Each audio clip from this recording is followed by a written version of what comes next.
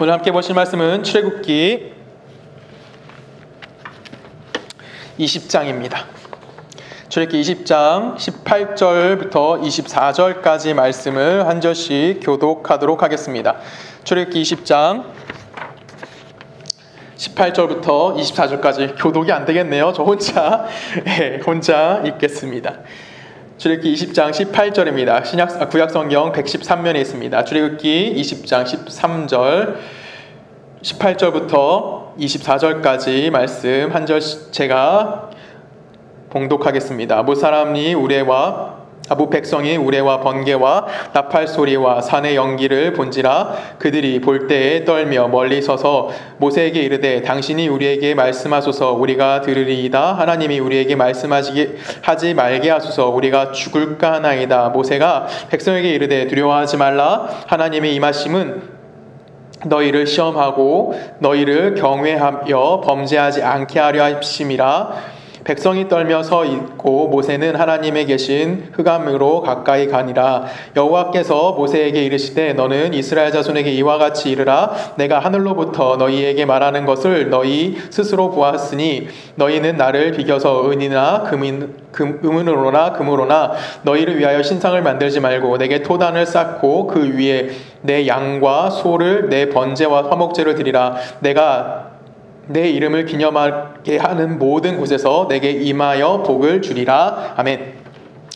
참 주시하나님 감사합니다. 주님이 우리를 사랑하시고 우리를 당신의 백성 삼아주셨기에 오늘 우리가 함께 모여 예배할 수 있게 인도하시니 너무나 감사합니다. 하나님 이제 말씀 듣습니다. 하나님 우리가 말씀을 들을 때에 듣는 귀 열어주시고 또한 말씀을 들음을 통하여 내 마음속에 하나님의 하나님 되심을 다시 한번 경험하며 그것을 기억하며 또한 내가 그 기억됨을 가지고 이 땅 가운데 살아갈 때 하나님으로부터 공급받는 삶을 살아낼 수 있는 귀하고 복된 주의 백성들 되게 하실 걸 믿사오며 살아계신 예수님의 이름으로 감사하며 기도했습니다. 아멘. 우리가 이제 주기도문을 끝냈습니다. 약 10주에 걸쳐서 주기도문에 대해서 살펴보았고요. 10계명이죠. 죄송합니다. 우리가 이제 10계명을 마쳤고요. 이제 10주 정도 지나서 이제 10계명을 주시는 이제 하나님 되심이 무엇인지 그리고 10계명 안에 담겨져 있어 하나님이 우리에게 하나님의 백성으로서 요구하는 삶이 어떤 건지에 대해서 고민을 좀 해봤습니다. 그리고 우리에게 하나님이 당신이 우리에게 그 10가지 계명을 요구하는 이유가 무엇인지 원인이 무엇인지 대해서 우리 함께 처음에 생각을 해봤었는데 가장 근본적인 원인은 무엇이냐면 하나님이 하나님 되심을 절대 포기할 수 없기 때문에 그 하나님이 우리와의 언약을 지키셨고 그 언약을 우리는 당신의 백성이 되어줬고 그 언약에 의해서 우리는 무엇이 되는 겁니까? 하나님이 원인이 되었기 때문에 우리에게 하나님의 계명을 요구하고 계신다라는 것입니다. 쉽게 말하면 이스라엘 백성이 그들이 하나님의 계명을 받을 정도의 뭔가 실력이나 능력이 있기 때문에 하나님이 그들에게 하나님의 백성으로서의 계명을 허락해 주신 것이 아니라 하나님이 하나님 되심을 절대 포기할 수 없으시기 때문에 하나님이 선택되어진 이스라엘 백성에게 그들에게 하나님의 계명을 허락해 주셨다라는 것입니다. 그리고 계명을 허락해 주심을 통해서 하나님이 이스라엘 백성에게 요구하는 삶이 무엇이며 또한 하나님의 목적하심이 무엇인지를 그들을 알게 만들어 주시기 위해서 그들에게 하나님의 계명을 허락해 주셨다라는 것입니다. 이와 동일선상에서 하나님이 오늘 우리들에게도 당신의 계명을 분명하게 허락해 주시고 계시다라는 겁니다. 하나님이 우리를 구원해 주셨습니다. 그리고 그 구원은 우리 안에서의 조건을 찾는 것이 아니라 오직 누구에게만 있는 겁니까? 하나님이 조건이 되시고 하나님이 원인이 되시기 때문에 우리가 그 구원의 은혜를 선물로 받았다라고 설명을 하는 겁니다. 여러분 저와 함께 이제 사도신경 함께 성경 공부를 하고 계신데 그 사도신경 지난주 말씀이 바로 이 얘기였어요. 그렇죠? 우리 안에 구원받을 조건이 존재하지 않습니다. 예수라는 분을 우리에게 보내주셨고 그 예수에 의한 선택받아진 거고 그 선택되어진 우리는 내 능력이나 내 실력이나 아니면 내 위치나 내 지위를 가지고 하나님 앞에 다가가는 것이 아니라 내가 하나님의 은혜 안에 거할 때 내가 무엇을 깨닫게 되냐면 나의 존재성, 즉 죄인이라는 사실을 깨닫게 되는 거고 그 깨달음을 통해서 나는 하나님의 은혜 안에 거절할 수 없는 상황을 나아가는 거, 그것이 우리에게 주어진 구원인 거고 그것을 반응해내는 것이 우린 믿음이다라고 이야기를 했어요. 그리고 오늘 우리들에게 하나님께서 동일하게 이야기하시는 겁니다. 이스라엘 백성 너희들에게도 아무것도 없는 상태에서 내가 너희를 나의 백성을 삼아주셨고 나의 백성을 삼아줬고 내가 너희에게 목적한 것은 이것이고 내가 너희를 이렇게 이끌어갈 것이라고 이야기하는 겁니다. 동일선상에서 여러분들에게도 오늘 하나님께서 이야기하시는 건 무엇이냐면 내가 너희를 내 백성으로 삼아주셨고 이스라엘을 내가 이끌었던 것처럼 내가 오늘도 너희들에게 뭐하겠다? 동일한 모습으로 너희에게 다가가겠다라고 이야기합니다. 그리고 나서 오늘 이스라엘 백성들에게 이제 하나님이 이 말씀하실 때 어떤 모습으로 나타나셨는지에서 그 모습을 보여줍니다. 출애굽기 20장 18절입니다. 제가 읽겠습니다.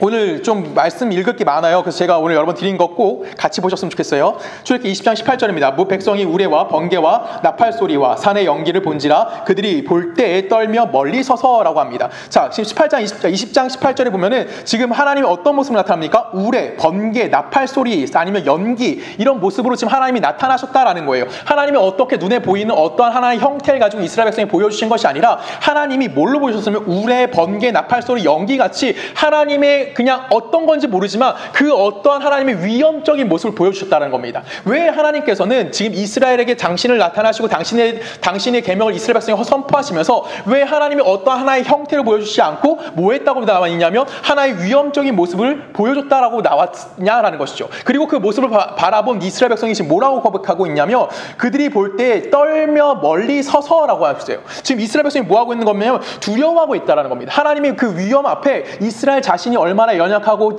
나약하고 보잘것없는 존재인 것을 발견하게 된 거고 그 발견함을 통해서 하나님에 대한 두려움을 표현하고 있었다라는 것입니다.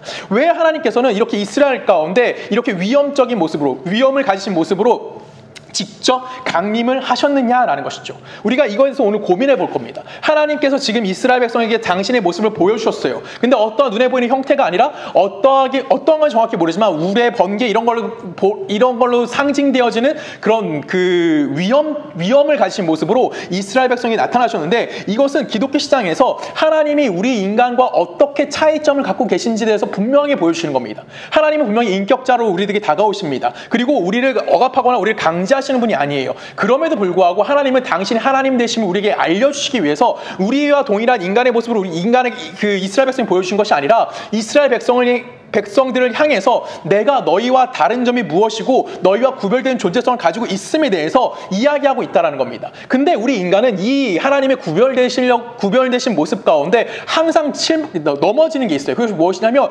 하나님이 눈에 보이지 않기 때문에 하나님에 대한 신뢰성이 많이 떨어집니다. 그래서 우리는 하나님을 어떻게 하려고 하냐면 관념화시키려고 그래요. 하나님은 우리 대표적인 그림이 있죠. 예수의 그림을 그린다 그러면 굉장히 인자한 얼굴로 이마가 좀 있으시고 긴 머리에 눈이 이렇게 부리부리하시고 우리는 보통 예수의 이미지하면 그렇게 예수님의 그 굉장히 아름다운 모습을 관념화시킵니다.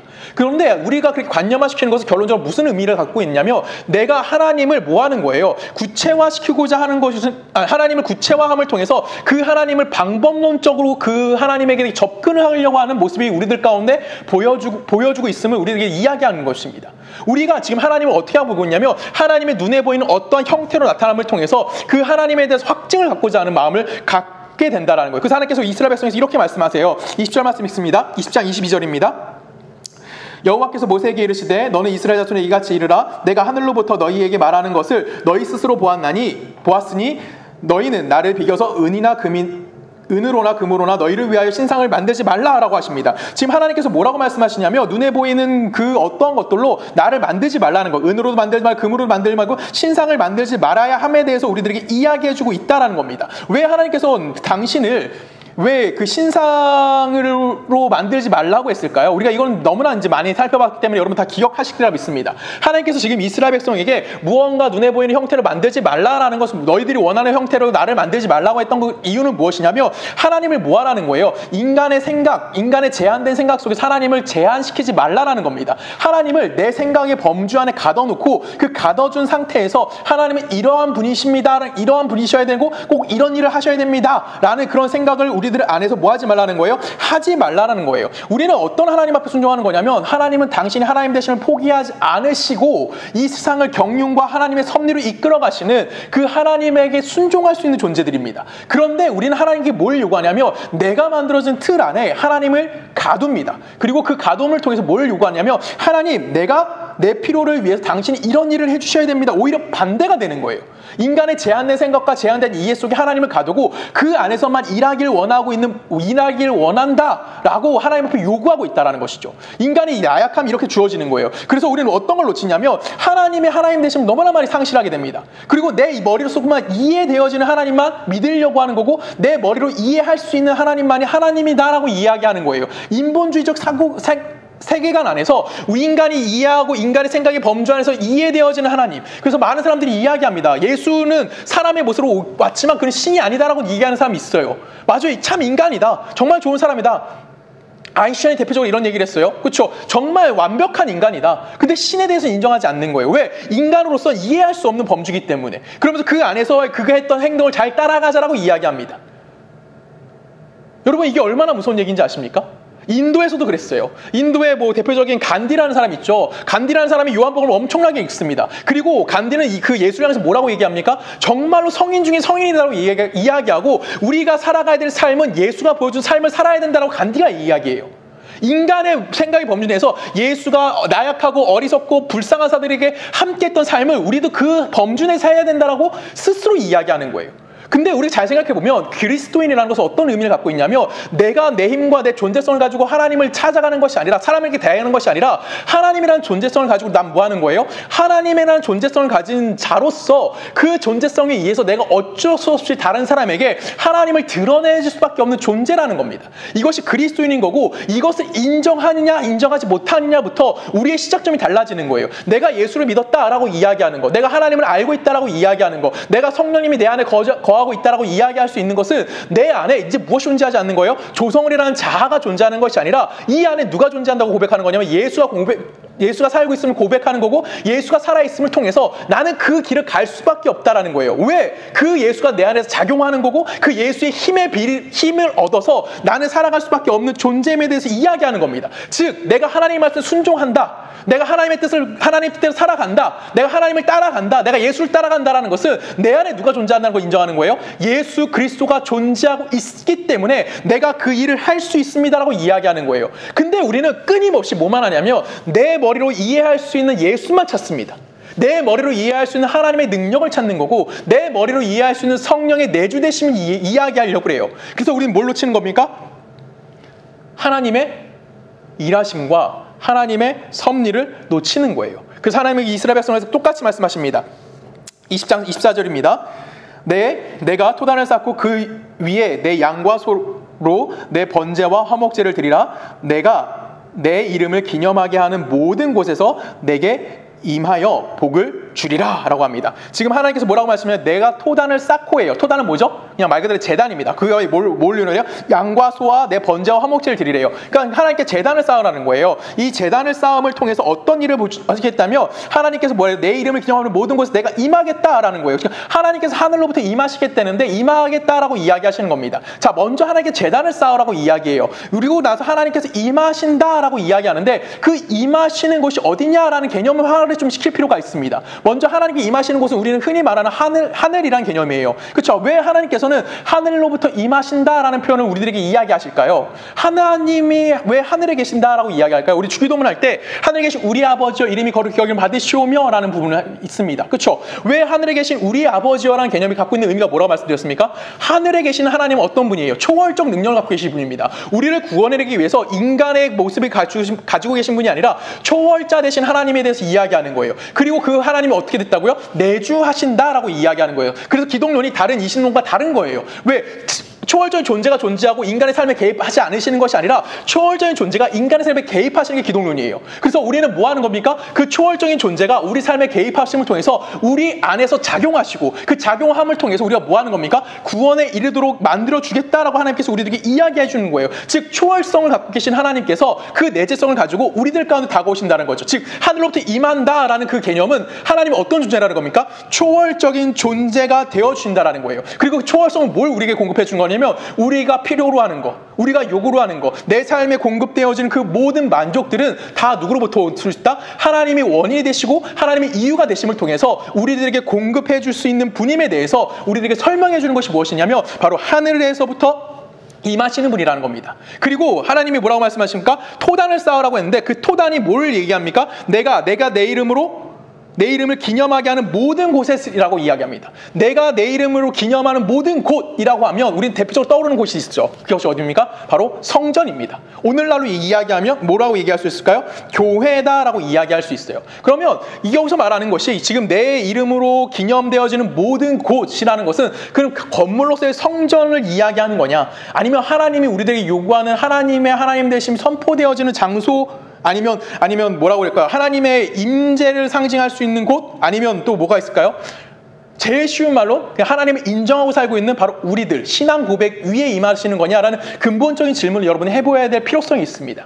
우리는 하나님의 임재가 하는 곳이라고 생각하며 어느 한 장소를 생각해요. 구약시대는 어디 생각했냐면 성전이었고요. 오늘날로 이야기하면 우리는 어디라고 얘기하면 신약시대를 살고 있는 우리들은 교회다라고 이야기할 수 있습니다. 맞습니다. 하나님의 성전에, 하나님의 교회에 무엇이 임하냐면 하나님이 임하신다는 건 맞아요. 근데 지금 하나님이 뭐라고 얘기하고 있냐면 24절 다시 한번 읽을까요? 하반절에 내가 내 이름을 기념하게 하는 모든 곳에서예요. 그럼 하나님의 이름을 기념하는 곳은 어디예요? 바로 하나님 대신 인정할 수 있는 그 장소라는 거예요. 즉 하나님이 어떠한 분인지를 인정하고 하나님이 창조주 되시고 하나님이 역사의 주인 되시고 하나님이 이 세상을 이끌어가고 계신다는 것이 인정되어지는 그 신앙 고백 위에 하나님이 뭐 하시겠다는 겁니까? 임하시겠다라고 이야기하는 거고, 그 임하심을 통해서 거기에 뭘 내리시겠다라고 이야기하고 있어요. 24절 마지막에 보면은 복을 주리라라고 이야기하는 거예요. 즉 우리에게 하나님 뭐라고 말씀하시는 거냐면 너의 신앙 고백 위에 하나님 뭘 해주겠다? 복을 내려주시겠다라고 이야기하는 겁니다. 지금 하나님께서 그 율법으로 대표되어지는 10계명을 이스라엘 백성에게 주시고 난 후에 이 말씀을 하신 이유가 뭘까요? 이스라엘 백성들에게 하나님께서 지금 뭐라고 말씀하시는 거예요? 야, 나는 너희들랑 달라. 나는 하늘로부터 왔고 나는 너희들이 생각하는 인간의 어떠한 특징의 모습을 갖고 있는 것이 아니라 위엄으로 너희들에게 다가왔고 난 너희들과 구별되어져 있어. 그리고 너희들과 구별되어져 있는 이유가 뭐야? 너희들은 내가 있는 그 자리가, 너희들이 나를 높이는 그 자리에게 내가 임하는 분이야 라는 것을 우리들에게 알려주시는 분인 거예요. 근데 이스라엘은 역사적으로 이것을 실패하게 됩니다. 왜 실패하냐면 그들은 하나님의 이름이 거하는 곳을 어디로 한정 짓습니까? 인간이 생각할 수 있는 범위, 즉 성전 안으로만 하나님이 임하는 곳으로 제한을 둡니다. 오늘 우리는 이 문제에 대해서 답을 찾아야 되는 거예요. 오늘 여러분의 삶에서 내가 과연 하나님의 이름을 어떻게 사용할 수 있는지, 그리고 하나님의 이름 앞에서 내가 정말 그 하나님의 이름을 기념하는 삶이 무엇인지, 그리고 내가 기념하는 삶은 과연 어떠한 삶을 살아야 하는지에 대해서 한번 여러분들이 고민을 같이 해봤으면 좋겠습니다. 그리고 그 문제에 대해서 여러분들 스스로가 좀 답을 찾을 수 있는 귀한 시간이 되길 원합니다. 우리 예레미야로 가봅니다. 예레미야 7장입니다. 1절이에요. 여호와께로부터 예레미야에게 말씀이 임함이라 이르시되 너는 여호와의 집 문에 서서 이 말을 선포하여 이르기를 여호와께 예배하러 이 문에 들어가는 유다 사람들아 여호와의 말씀을 들으라 라고 합니다. 지금 예레미야가 어디 있는 거예요? 여호와의 성전 앞에 있는 거예요. 그리고 성전 앞에서 무언가 하나님의 말씀을 전하는 겁니다. 3절 봅니다. 만군의 여호와 이스라엘의 하나님께서 이와 같이 말씀하시되 너희 길과 행위를 바르게 하라. 그리하면 내가 너희를 이곳에 살게 하리라. 너희는 이것이 여호와의 성전이라 하는 거짓말을 믿지 말라. 너희가 만일 길과 행위를 참으로 바르게 하여 이웃들 사이에 정의를 행하며 이방인과 고아와 과부를 압제하지 아니하며 무죄한 자를 피를 이곳에서 흘리지 아니하며 다른 신들 뒤에 따라 화를 자초하지 아니하면 내가 너희를 이곳에 살게 하리니 곧 너희 조상에게 영원토록 준 땅이니라 라고 말씀하십니다. 지금 예레미야가 여호와의 성전 문 앞에 서서 뭐라고 얘기하냐면 유다 사람들에게 외치는 거예요. 하나님 앞에 예배드리러 오는 유다 사람들 앞에 외치는데 뭐라고 얘기하냐면 여호와의 성전이다 여호와의 성전이다 여호와의 성전이다 하고 너희들 하는 말이 거짓말이야 라는 것을 외치게 하라는 거예요. 여러분 여호와의 성전 맞습니다. 솔로몬 성전이었고 왜 솔로몬 성전에 왔는데 이것이 여호와의 성전이 아니다라고 예레미야는 이스라엘 사람들에게 이야기를 했어야 하는 거냐라는 것이죠. 여러분 고민해 보세요. 분명히 하나님의 성전에 예배드리러 오는 사람들 앞에 지금 예레미야가 뭐라고 얘기했냐면 하나님의 말씀을 가지고 이야기하는 거예요. 야 여기는 여호와의 성전이 아니야. 너희들은 지금 여기가 여호와의 성전이라고 하는 그 거짓말을 믿지 마라고 이야기하는 거예요. 왜 그러냐면 여호와의 이름이 기념되어지는 곳이 바로 하나님의 성전인데 그것은 뭘 기억하는 거예요? 하나님이 누구신지를 고백하는 장소인 거예요. 하나님이 어떠한 분인지를 이야기하는 거예요. 그것이 표상적으로 주어진 것이 무엇이냐면 성전이라는 거예요. 하나님의 성전의 임하심을 통해서 하나님 대신 분명히 보여주셨기 때문에 그 표상으로서만 이야기하는 거지 건물로서 어떠한 한 구역으로서의 하나님이 임재와 하나님 되심을 선포하는 것이 아님에 대해서 우리들에게 이야기해 주는 겁니다. 이 얘기가 어디 또 나오냐면 그 솔로몬이 성전을 건축하고 하나님께 드려지는 낙성제라는 걸 드립니다. 낙성식이 드려지는데 이때 그 열왕기상 8장에 이 부분이 나와요. 그때 솔로몬이 하나님을 향해서 이렇게 기도합니다. 8장 27절입니다. 하나님이 참으로 땅에 거하시리이까 하늘과 하늘에 하늘들의 하늘이라도 주를 용납하지 못하겠거든 하물며 내가 건축한 이 성전이리오까. 그러나 내 하나님 여호와여, 주의 종의 기도와 간구를 들으시며 이 종이 오늘 주 앞에서 부르짖음과 비는 기도를 들으시옵소서.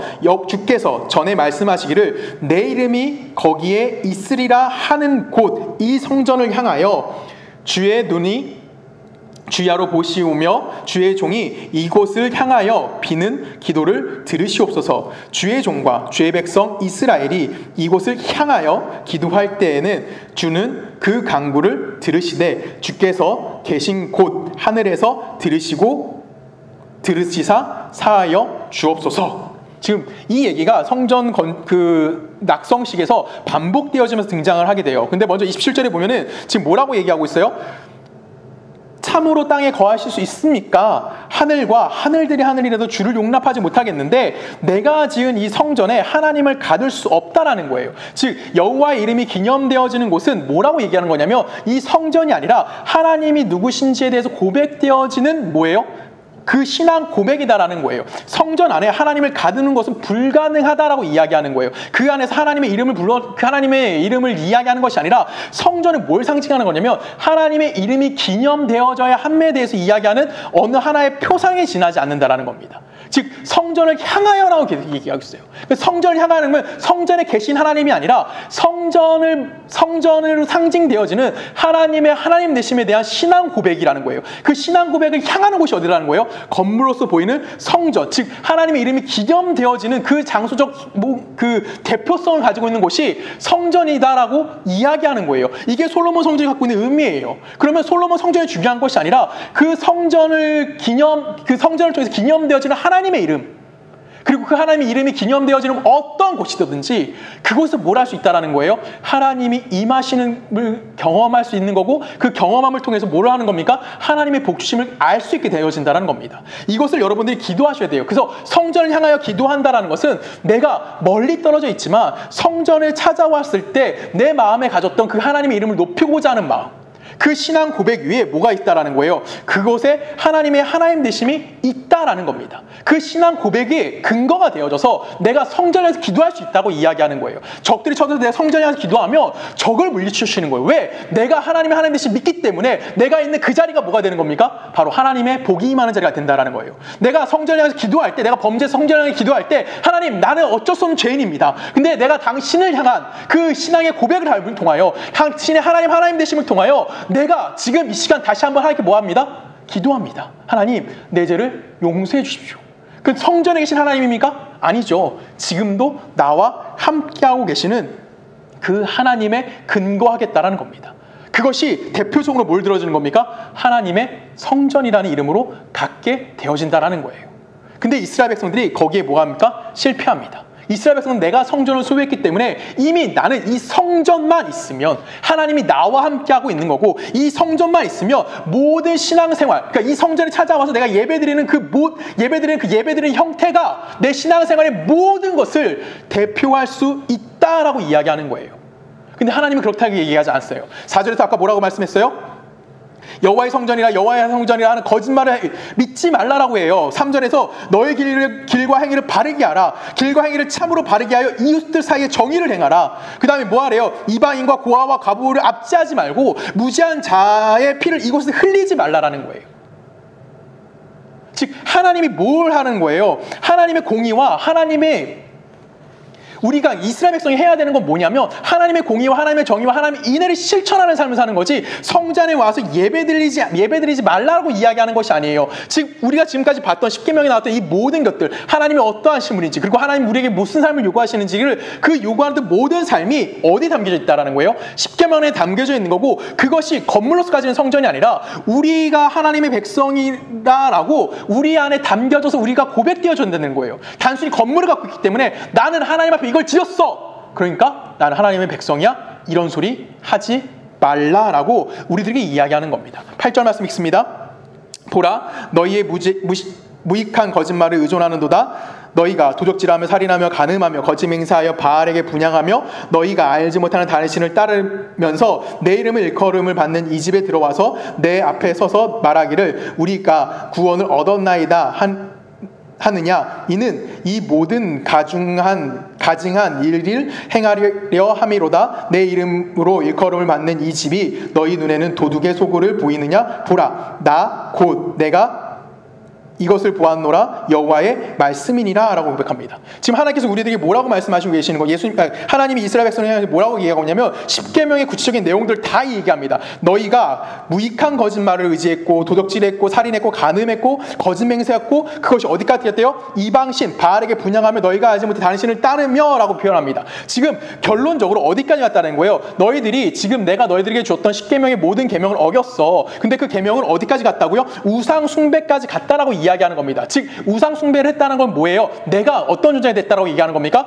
내가 신적 존재가 되어졌다라고 이야기하는 거예요. 왜 신적 존재인 거죠? 우리가 지난번에 살펴봤어요. 내가 다른 우상 숭배한다는 것은 결론적으로 내가 뭐 하는 거예요? 내가 신적 존재가 돼서 내가 다른 사람들을 조정하는 위치에 갖겠다라는 거예요. 그것이 뭘입니까? 그것이 바로 우상 숭배임에 대해서 우리가 이야기하는 거고, 하나님을 따르지 아니하면서 내가 내 삶에 뭐가 되겠다라고 외치는 겁니까? 주인이 되겠다라고 외치는 거예요. 그래서 그것이 뭐로 증명되는 거냐면 10번째 계명의 탐심으로 증명되는 거고, 탐심은 무엇이다라고 성경이 기록했다고 했죠? 우상 숭배다라고 이야기하는 거예요. 내가 우상 숭배한다는 것은 내가 내 만족을 위해서 누구에게 찾아가지 않는 거예요? 하나님에게 찾아가지 않고 누구에게 찾아가겠다는 거예요? 내 스스로가 그 만족을 만들어내는 존재가 되겠다는 거예요. 즉 내가 누가 되겠다? 하나님이 되겠다. 내가 하나님의 됨을 통해서 내가 뭐 하겠다는 거예요? 내가 신이 되고 내가 우상이 되는 단계에 가겠다라고 이야기하는 겁니다. 그렇게 함을 통해서 난 또 어디 와 있다는 거예요? 하나님의 성전에 와 있다는 거예요. 그럼 하나님의 성전에 와서 하나님을 찾는 것이 아니라 누굴 찾겠다는 겁니까? 나를 찾고 내가 주인이 되겠다는 거예요. 그리고 거기서 뭘 하겠다는 겁니까? 내가 하나님을 조정하는 사람이 내가 하나님을 조정하겠다라고 이야기하는 겁니다. 하나님이 우리에게 요구하는 것에 내가 순종하지 않고요, 내가 그 계명을 지키지 않는 정도가 아니라 내가 뭐 하는 거예요? 내가 삶에 내가 목적이 되는 겁니다. 내 삶의 이유가 내가 되는 거예요. 그리고 하나님을 완전히 뭐 하는 겁니까? 내 삶에서 배제시키고 내 삶에 하나님을 채우는 일에 완벽하게 실패하는 겁니다. 그것이 지금 이스라엘 백성을 향해서 하나님이 예레미야를 통해서 말씀하시는 거예요. 너희들 성전 갖고 있다고 거짓말하지 마. 너희들은 실패했어. 그러면서 하나님이 뭐라고 말씀해? 10절 다시 한번 읽어볼까요? 내 이름이 일컬음을 받는 이 집에 들어와서, 그러니까 성전이에요.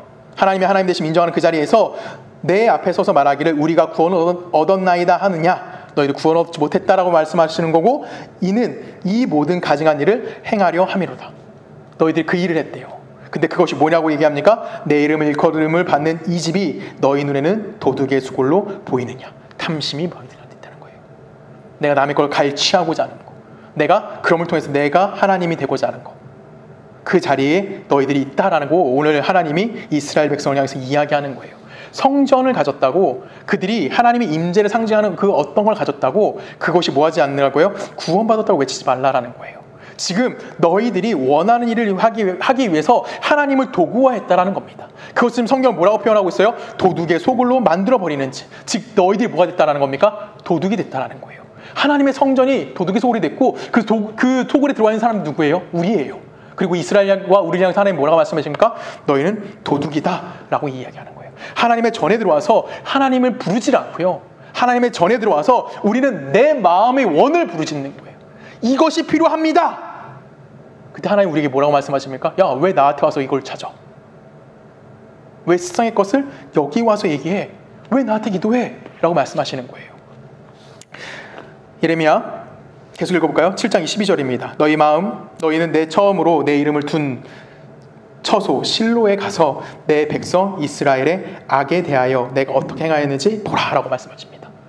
지금 하나님 뭐라고 말씀합니까? 내 이름을 처음 뒀던 실로, 이건 뭘 얘기하는 거냐면 그 하나님의 언약궤가 있었던 실로라는 곳이 있어요. 이것은 이제 누구죠?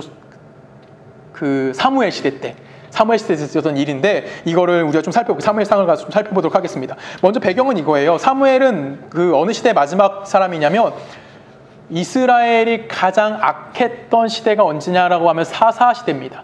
사사 시대의 마지막 정점에 있던 사람이 누구냐면 사무엘 선지자였어요. 그래서 이 사무엘 선지자가 있을 때, 그러니까 하나님 앞에 가장 죄악이 드러나 있고 가장 악했을 때 이스라엘에게 누가 쳐들어왔냐면 블레셋과의 전투가 발생됩니다. 그리고 블레셋과의 전투에서 이스라엘 백성들이 패전을 경험하게 돼요. 몇 명이 죽게 되냐면 4천 명이 더 죽게 됩니다. 그리고 그 이스라엘 백성들이 고민하기 시작해서 이스라엘 장로들이 고민하기 시작합니다. 아니 우리가 하나님을 믿는 백성인데 하나님을 믿지 않는 저런 악한 블레셋 백성에게 우리가 왜 졌지? 라고 그들이 생각을 합니다. 그리고 그들이 내린 결론은 무엇이냐면 우리가 하나님의 하나님의 임재가 상징되어지는 하나님의 언약궤를 내가 뭐하지 않았어? 가져가지 않았구나. 그래서 그들이 내린 결론이 뭐냐면 사무엘상 4장 4절에 보면 이렇게 나옵니다. 이에 백성이 실로에 사람을 보내어 그룹 사이에 계신 만군의 여호와의 언약궤를 가지고 와서 가져왔고 엘리의 두 아들 홈니와 비느하스는 여호와의 언약궤와 함께 거기에 있었더라. 여호와의 언약궤가 진영에 들어올 때에 온 이스라엘이 큰 소리로 외침에 땅이 울린지라 라고 합니다. 자, 그들의 그런 결정은 뭐냐면 우리가 하나님의 언약궤가 없으니까 하나님의 언약궤를 뭐하자? 전쟁터로 가져가자 해요. 전쟁터로 가져오면 하나님이 그곳에 계시니까 이제 뭐하는 거예요? 여기는 멸망하지 않고 분명히 전쟁에 승리할 거다라고 합니다. 그 언약궤를 본 이스라엘 백성의 반응이 뭐였냐면 소리를 질렀어요. 큰 소리로 우레 같은 소리를 지르는 겁니다. 그랬더니 어떻게 됐대요? 땅이 흔들렸대요. 대단하죠? 이젠 우리는 이길 수 있어. 우리가 4천 명이 죽었지만 이젠 하나님이 우리와 함께 하기 때문에 이 언약궤가 있기 때문에 우리는 뭐 할 수 있어? 이길 수 있어 라고 외친 거예요. 그 모습을 누가 봤을까요? 블레셋 사람들이 봅니다. 블레셋 사람이 여호와를 몰랐을까요? 하나님이 어떠한 분인지 몰랐을까요? 이들의 고백은 애굽에서 그들이 이끌어낸 여호와가 누군지 알고 있었다고 고백을 해요. 그때 이들이 그들을 향해서 스스로를 향해서 뭐라고 얘기냐면 8절에 보면 이렇게 얘기합니다. 우리에게 화로다. 누가 우리를 이 능한 신들의 손에서 건지리요. 우리 망했다라는 거예요. 하나님 볼게요. 그들이 광야에서 여러 가지 재앙으로 애굽인을 친 신들이니라 라고 얘기합니다. 하나님에도 고백하는 거예요. 블레셋도 그 하나님이 어떤 하나님인지 아는 거예요. 그러면서 그들이 그 두려움 가운데 어떤 결정을 내리냐면 너희 블레셋 사람들아 강하게 되며 대장부가 되라. 너희가 히브리 사람의 종이 되기를 그들이 너희의 종이 되었던 것 같이 되지 말고 대장부같이 되어 싸우라 하고 블레셋 사람이 뭐합니까? 블레셋 사람이 죽을 각오를 하고 필사의 각오라 그러죠. 죽을 각오를 하고 전쟁에 임하게 됩니다. 자, 이스라엘은 무엇이 있어요? 하나님이 있어요. 블레셋은 뭐가 있습니까? 용기가 있어요. 둘이 전쟁을 합니다. 누가 이겼을까요? 당연히 여호와 하나님을 믿고 있던 이스라엘 백성이 패전을 합니다. 얼마나 패전을 하냐면 이때 이스라엘 백성이 3만 명이 죽습니다. 블레셋이 대승을 해요. 그리고 거기서 끝나지 않습니다. 하나님의 임재가 상징되어지는 언약궤를 빼앗아 가는 겁니다. 지금 엘리야가 이 얘기를 하는 거예요. 여호와의 성전, 네가 이것만 가지고 있다고 하나님의 백성이라고? 그게 거짓말이야. 그 말 믿지 마. 너희는 지금 어려운 너희들 이웃을 돌아보지도 않아. 하나님의 공의와 하나님의 정의와 하나님의 인애를 갖고 있지도 않아. 그런데 성전에 와 있다고? 그렇다고 너희들이 하나님의 백성이라고? 그건 거짓말이야. 그 얘기를 하는 거예요. 여기 와서 복을 들고 있다고? 기도하고 있다고? 여기가 강도의 소굴이냐? 도둑의 소굴이냐? 너희들이 도둑이야. 지금 그 말을 하는 거예요, 엘리야가. 지금 이 실로 사건을 우리들에게 동일하게 얘기하게 해주고 계시는 겁니다. 우리가 여기서 깨달아야 될 건 뭘까요? 하나님께서 실로에서 어떻게 하셨는지 우리에게 깨달으라는 거예요. 하나님을 수단으로 사용하는 그 순간 하나님이 이스라엘을 뭐 하셨습니까? 철저하게 외면하셨습니다. 냉정하게 그들을 버려버리셨어요. 그들은 패전했고 하나님의 임재가 상징되어지는 하나님의 언약궤가 빼앗겨 버리게 되어졌다는 거예요. 그들에게는 하나님의 지식이나 하나님에 대한 거룩함에 대한 감사함이나 그리고 백성원의 삶이 없음을 오늘 지적해 주고 있습니다. 이 지적은 창세기부터 말라기까지, 요한계시록이죠. 요한계시록까지 성경 전체에 흐르고 있는 내용인 거예요. 구약에서는 그들이 지금 시내산 앞에서 하나님이 어떠한 분인지를 경험하게 됩니다. 하나님을 만나게 됐고요. 하나님에 대해서 알게 됐어요. 그리고 그 이스라엘 백성들은 하나님의 백성으로서 하나님의 백성 다음에 상징되는 무엇을 받습니까? 율법을 받습니다. 그 율법을 받음을 통해서 이스라엘 백성이 가지고 있는 질문이 생기는 거예요. 율법이 뭐지? 하나님이 왜 우리에게 율법을 주시지? 하나님이 왜 우리에게 율법이라는 것을 요구하시지? 우리라는 존재성이 뭐지? 하나님은 어떤 분이신지에 대한 질문이 생기는 겁니다. 이걸 신약 시대를 끌고 오면 우리는 뭐합니까? 신약생활 언약을 받은 그 율법은 우리는 누구를 생각할 수 있어요? 예수 그리스도의 십자가와 동일선상에 생각할 수 있는 거예요. 예수를 통해서 나를 위해 십자가를 지신 예수가 누구지? 나는 왜 죄인이지? 나 같은 죄인을 향해서 왜 예수가 십자가를 지셔야만 했지? 그럼 내가 가지고 있는 죄는 뭐야? 나는 어떻게 살아야 되는 거지? 내가 죄인인데 내가 무엇을 해야 되는 거지? 왜 나는 어떤 삶을 살아야 되는 거지? 이거에 대한 끊임없는 질문이 나와야 되는 거예요. 그리고 그 질문 앞에서 이스라엘 백성이 시내산 앞에 여호와의 율법을 받았던 것처럼 우리도 이제 십자가 앞에서 하나님의 백성으로 구원함을 받게 되는 겁니다. 그 구원함을 받은 것이 무엇인지 확인하는 거예요. 그리고 그 확인됨을 가지고 나는 신앙생활을 하는 거예요. 그 확인은 뭐예요? 내가 철저하게 죄인인 거고 그 철저한 죄인을 향한 하나님의 구원의 은혜가 값없이 우리에게 주었다는 걸 깨닫게 되는 겁니다. 근데 우리 이런 확인이 없어요. 그냥 예수 믿었어. 아, 예수님이 날 사랑하실 때 눈물 쭉 흘려요. 그리고 뭐 하죠? 하나님 땡큐 끝. 그럼 이제 내 소원 이루어주십시오. 하나님 나 사랑하는다며요. 그럼 내가 원하는 거 이루어주세요. 이게 우상숭배인 거예요. 이것이 흔히 우리가 이야기하는 기복 신앙인 겁니다. 그래서 우리는 십계명을 통해서 하나님이 어떠한 분인지를 잘 알아야 되는 거예요. 먼저 1계명 4계명까지 봤어요. 1계명 4계명은 무엇입니까? 하나님의 하나님 되심이에요. 하나님의 영원성이 무엇이고 하나님의 거룩함이 무엇이고 하나님이 어떠한 분이고 하나님이 이 세상을 어떻게 운행하시는지에 대해서 하나님의 주권이 무엇이고 하나님의 통치가 무엇인지에 대해서 우리들이 이야기해 줬어요. 그리고 5절부터 5계명부터 10계명까지는 어떤 내용이었습니까? 우리가 이제는 그 하나님의 백성으로서 내가 그 하나님의 통치권 안에서 어떻게 살아야 하는지에 대해서 우리들에게 이야기해 줬어요. 그 어떻게 살아야지 하는 것은 하나님이 우리에게 목적하심과 하나님이 우리를 향한 그 뜻이 무엇인지를 알아가는 거고 그 뜻이 하나님으로부터 이루어지고 있음에 대해서 우리들에게 알게 해주는 거예요. 내 안에 그것을 이룰 수 있는 능력이 없기 때문에 하나님으로부터 공급되어지는 그 삶을 살아낼 수밖에 없는 존재성, 그것이 누구라는 거예요? 바로 나라는 존재인 거고 내 삶의 궁극적인 이유가, 존재의 궁극적인 이유가 바로 거기에 있다라고 이야기하는 겁니다. 즉 하나님은 뭐라는 거예요? 하나님은 이 땅을 사랑하시는 사랑의 구주시고 그 사랑의 구주 안에서 우리는 뭐 하는 겁니까? 그 하나님을 기반으로 해서 그 하나님의 사랑 위에 우리는 뭐 하는 거예요? 내가 내 이웃들을 사랑해야 한다는 겁니다. 신앙이라는 것은, 우리가 가지고 있는 신앙이라는 것은 이거에 대해서 끊임없이 질문을 던져야 되는 거예요. 그리고 내가 하나님의 사랑을 받은 존재로서 그 사랑을 내가 어떻게 실천할 수 있느냐에 대해서 끊임없이 고민해야 되는 거예요. 이런 고민을 하지 않으면 여러분 신앙은 성숙되어질 수 없어요. 매번 몇 번째 얘기하는 거지만 매번 우리는 어디로 갑니까? 십자가 아래로만 가요. 무릎 꿇고 기도하죠. 뭐라고 기도합니까? 오늘도 내가 죄인입니다. 이게 필요한 건 맞습니다. 근데 우리 십자가 밑에 맨날 가기만 해요. 그리고 십자가의 기반을 위해서 내가 어떻게 살아가야 되는지, 하나님이 어떠한 분이신지, 하나님이 내게 요구하는 삶이 무엇이고 하나님의 명령하심 가운데 내가 어떻게 살아야 하는지 전혀 고민하지 않아요. 그리고 맨날 나는 저 밑에 가가지고 넘어지고 쓰러지고 눈물만 흘리고 있는 거죠. 근데 하나님은 우리에게 뭘 요구하십니까? 성경 전체를 통해서 당신의 백성이 무엇을 요구하시는지 우리에게 이야기해 주시는 거예요. 대표적으로 십계명을 통해서 야, 내가 너 사랑해. 그리고 그 사랑하니까 너는 가서 뭐하라? 이웃들을 사랑해. 그것이 내 백성의 삶인 거야. 그것이 내 통치하는 삶의 삶인 거야. 근데 너희 능력 없지? 내가 그렇게 하게 해줄게. 십계명은 명령이기도 하지만 이것 명령은 단순히 명령 끝나는 것이 아니라 하나님이 그렇게 하겠다는 약속인 거고요. 하나님의 의지가 담겨져 있는 거예요. 그래서 십계명이라는 것은 단순히 명령의 개념에서 멈추는 것이 아니라 그것을 더 나가서 하나님의 신적 지위를 이용해서 우리를 뭐 하시겠다는 겁니까? 우리를 도와주시겠다고 약속해 주시는 겁니다. 그래서 우리는 십계명 앞에 항상 뭘 확인하는 거예요? 내 존재성을 확인하는 거고, 존재성 앞에 우리는 항상 누굴 고백할 수밖에 없는 겁니까? 하나님의 하나님 되심을 고백할 수밖에 없는 자들임에 대해서 이야기하는 겁니다. 우리 마태복음 좀 볼까요?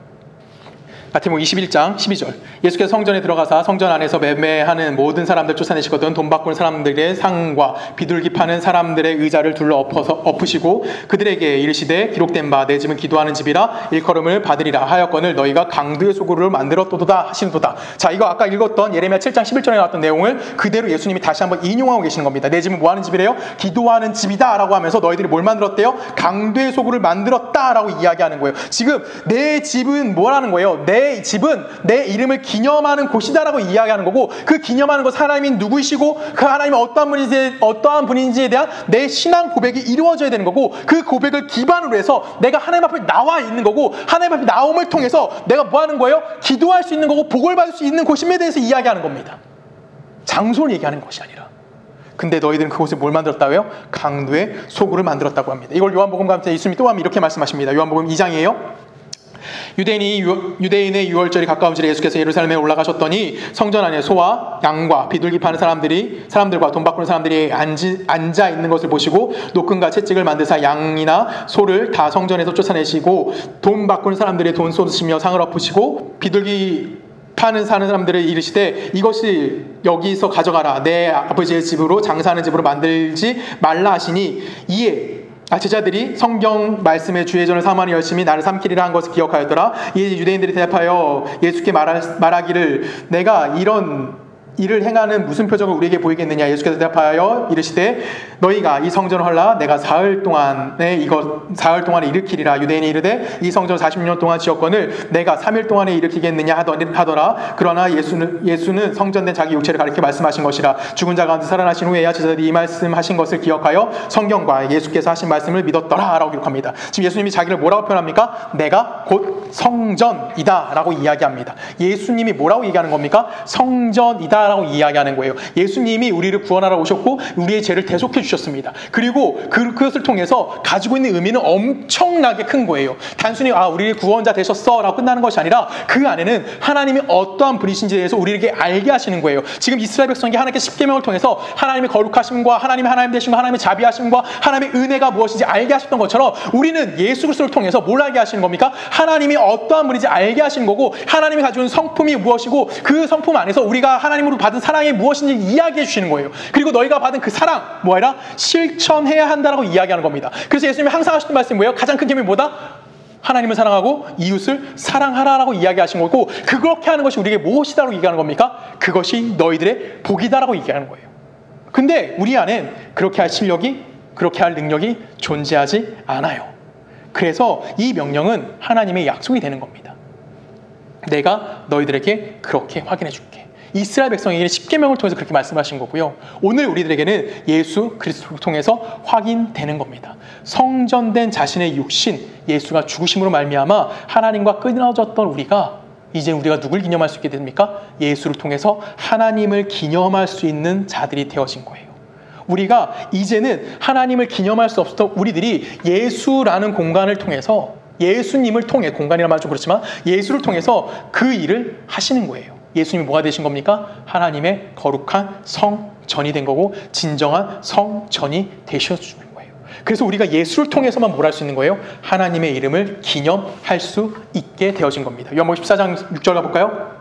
예수께서 이르시되 내가 곧 길이요 진리요 생명이니 나로 말미암지 않고는 아버지께 올 자가 없느니라. 너희가 나를 알았더라면 내 아버지도 알았으리로다. 이제부터 너희가 그를 알았고 또 보았느니라. 빌립이 이르되 주여 아버지를 우리에게 보여주시옵소서. 그러면 족하겠나이다. 예수께서 이르시되 빌립아 내가 이렇게 오래 너희와 함께 있으되 내가 나를 알지 못하느냐? 나를 본 자는 아버지를 보았거늘 어찌하여 아버지를 보이라 하느니라. 내가 아버지 안에 거하고 아버지가 내 안에 계신 것을 내가 믿지 아니하느냐? 내가 너희에게 이르는 말을 스스로 하는 것이 아니라 아버지께서 내 안에 계셔서 그의 일을 하시는 것이라. 내가 아버지 안에 거하고 아버지께서 내 안에 계심을 믿으라. 그렇지 못하겠거든 행하는 그 일로 말미암아 나를 믿으라 라고 말씀하십니다.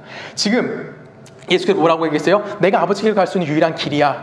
길이고 진리고 생명이야. 나로 말미암지 않고는 아버지께 갈 수 없어. 즉 예수가 뭐라는 거예요? 하나님의 이름을 기념할 수 있는 유일한 통로가 되어주심에 대해서 우리들에게 이야기해 주는 거예요. 그리고 그걸 통해서 뭐 하는 겁니까? 예수를 믿음을 통해서 너희들이 뭘 받게 된 거예요? 구원함을 받게 되어졌다라고 이야기하는 겁니다. 예수가 이 땅에 오셔서 하셨던 일이 뭐예요? 병을 고치셨고요. 가난한 자를 돌아보셨고요. 배고픈 자들에게 먹을 걸 나눠주셨어요. 우리는 그래서 이걸 갖고 어떻게 쉽게 생각하냐면 예수를 믿으면 내가 현상적인 복을 받는구나. 내가 가는데 예수를 믿으면 뭐가 되는 거야? 부자가 되는 거고, 내가 아픈데 예수를 믿으면 병이 낫는 거고, 내가 좀 어려웠는데 예수를 믿으면 그것이 완전히 좋아지는 거야 라고 하면서 예수를 통해서 내가 얻어지는 복이 이런 것들이다라고 생각하시는 거예요. 생각하고 있다라는 거죠. 그런데 중요한 건 뭐냐면 예수가 이 땅에 오심을 통해서 하나님이 어떠한 분이신지를 우리는 누굴 통해서 깨닫게 되는 겁니까? 예수가 했던 그 일을 통해서, 예수가 행했던 그 일 하나하나를 통해서 뭐라는 걸 깨달아낼 수 있게 되는 거예요. 예수가 뭐 했습니까?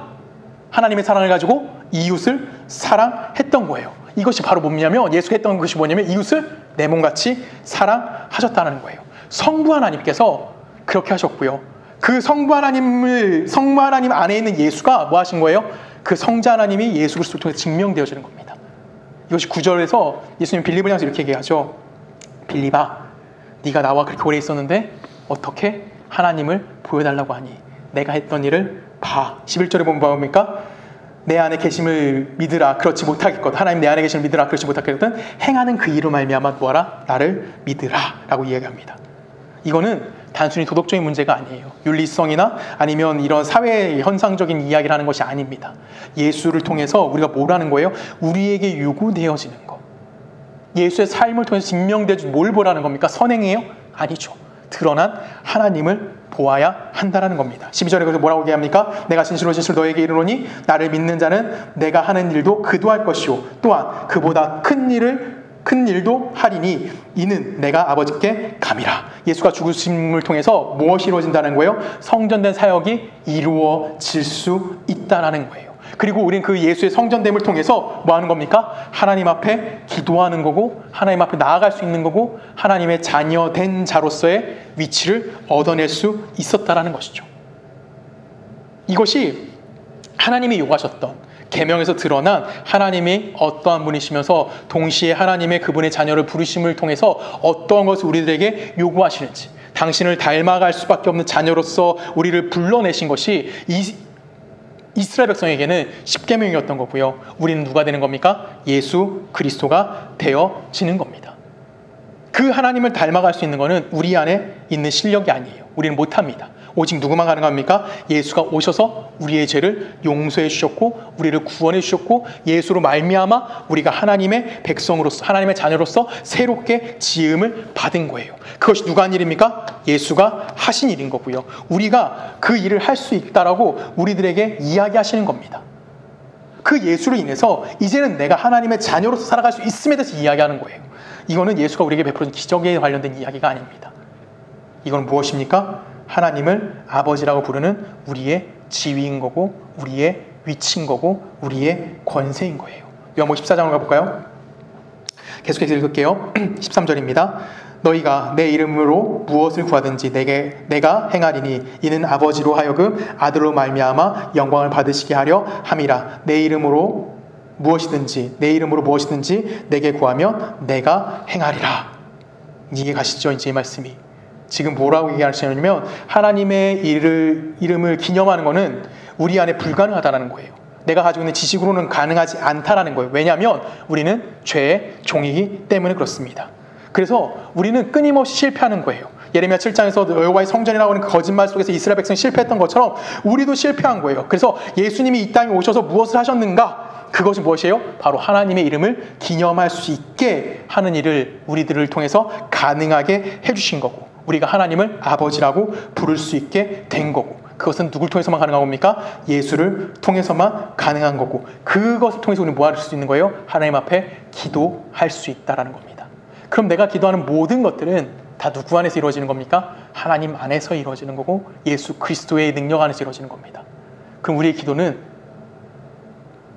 복권 당첨되게 해주세요? 건강하게 해주세요? 잘 살게 해주세요? 일까요? 아니면 하나님의 하나님 되심을 인정하게 해주세요일까요? 이건 여러분들이 답을 내셔야 될 문제입니다. 오늘 여러분들의 신앙을 스스로에게 한번 질문을 던져보십시오. 나는 여호와의 성전이다 라고 외치는 아니면 예수를 믿고 있어 라고 외치면서 내 삶에서는 세상의 것으로 채우려고 노력하고 계시진 않으신지 그리고 내 삶에서 정말 하나님의 하나님 되심을 인정하고 계신지 율법을 배웠어요.